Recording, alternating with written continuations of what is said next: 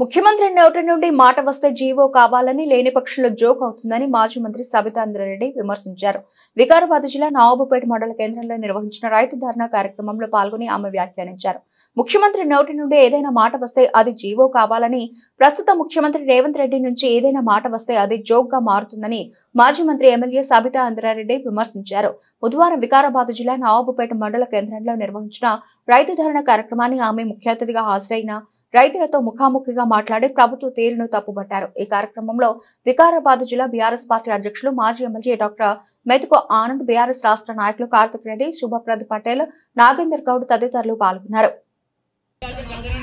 గట్టిగా మాట్లాడండి, గట్టిగా తిట్టుండి, గట్టిగా దబాయించుండి. మా బాబు చెప్తున్నట్టు ఒక నిమిషం కొట్టినట్టున్నారు.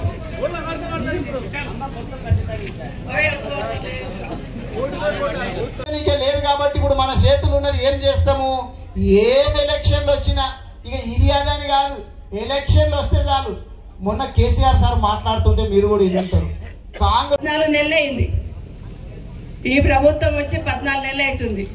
రేవంత్ రెడ్డి ఏమంటుండంటే మొత్తం రుణమాఫీ చేసిన, నేను 2 లక్షల లోపల ఉన్న రుణమాఫీ ఏది ఉందో మొత్తం చేసిన అని ఢిల్లీలో పోయి చెప్తున్నాడు. మొన్న ఏమని చెప్తున్నాడంటే తెలంగాణలో మా రాష్ట్రంలో మేము ఇచ్చినట్టు ప్రతి రైతుకు ఏదైతే మాట ఇచ్చినామో అందరికి 2 లక్షల రుణమాఫీ చేసినాం అంటుండు. కేటీఆర్ ఎప్పుడు చెప్తుంటాడు, అయ్యా నువ్వు రా, ఏ ఊరికి పోదామో కనీసం ఆ ఊర్లో 5% అన్న, అంటే చారాన నన్న మాఫీ అయిందా లేదా కనుక్కుందాం, నువ్వు నిజంగా నడొచ్చి నిరూపించన్నారు. ఇప్పుడు ఇక్కడ అదే చెప్తున్నాను, నవాపేటలో గిడికి వస్తే కాంగ్రెస్ వాళ్ళు ఎవరన్నా వస్తే రేవంత్ రెడ్డి రాడు, కానీ కాంగ్రెస్ వాళ్ళు ఎవరన్నా వస్తే చెప్తాడు ఎంతమందికి మాఫీ అయింది, ఎంతమందికి మాఫీ కాలేదు. చారాన మాఫీ అయితే బారాన ప్రచారం చేసుకున్నాడు ముఖ్యమంత్రి గారు. ఢిల్లీకి పోయి చెప్పొచ్చిండు, ఇంకో దగ్గరికి పోయి కూడా చెప్పొచ్చిండు మాఫీ అయిందని. మహారాష్ట్రకు పోయి చెప్పొచ్చిండు, ఏడవదాడు చెప్తున్నాడు. కానీ అందరు వింటున్నారు. ముఖ్యమంత్రి గారు రేవంత్ రెడ్డి గారు అప్పు మాఫీ చేయాలంటే ఎన్ని కావాలని బ్యాంక్ వాళ్ళని అడిగిండు.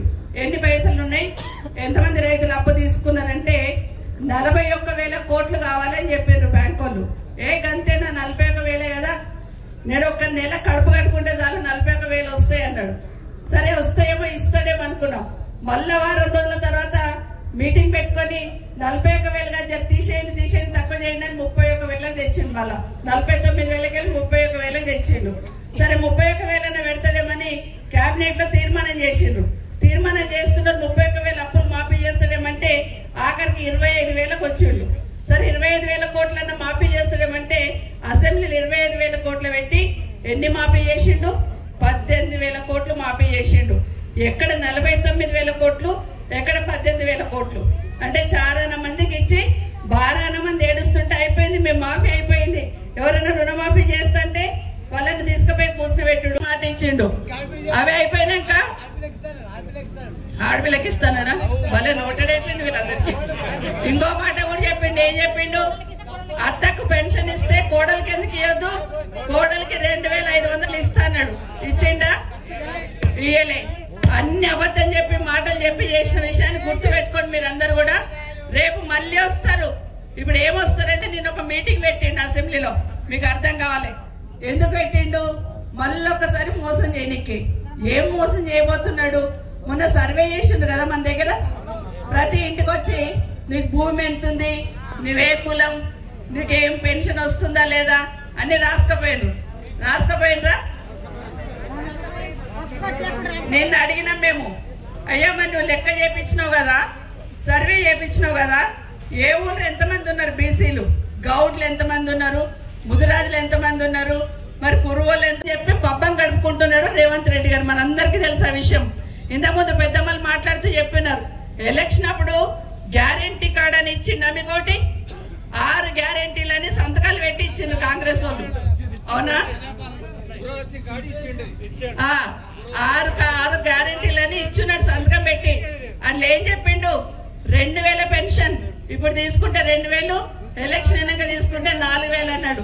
వచ్చిన ఎవరికైనా రాలే. అత్తలకి ఎందుకు ఇవ్వాలి? మామకు కూడా ఇస్తాము, మరి పెద్దమ్మకు ఒక్కదానికి ఎందుకు? పెద్ద ఆయనకు ముసలైనకు కూడా ఇస్తాం, ముసలాయనకి ఇస్తే ముసలమ్మకి ఇద్దాం, ఇద్దరు తల్లిదండ్రులకి ఇద్దాం 4,000 అన్నాడు. వచ్చినాయా? ఒక్క కొత్త పెన్షన్ రాలే ఇప్పటిదాకా. ఓటుతోటి కొట్టాలి. మనం కొట్టాలంటే ఓటుతోటే కొట్టాల. మీ అందరిని కూడా కోరేది ఏంటంటే, మీ అందరికీ తెలుసు బాధ ఉంది, తప్పిపోయినాం అనేటటువంటిది ఉంది. కానీ ఎట్లో గట్లా బయటపడాలంటే మనకి ఇంకా మిగిలింది ఏం లేదు. ఏం ఎలక్షన్లు వచ్చినా కానీ బీఆర్ఎస్ పార్టీ అంటే గులాబీ కండులను మళ్ళా ఎగిరేస్తేనే కేసీఆర్ సార్ ముఖ్యమంత్రి అవుతారు. కాబట్టి మీరందరు యాద పెట్టుకొని ఆ పని చేయాలని చెప్పి కోరుకుంటూ నేను సెలవు తీసుకుంటున్నా. జై తెలంగాణ.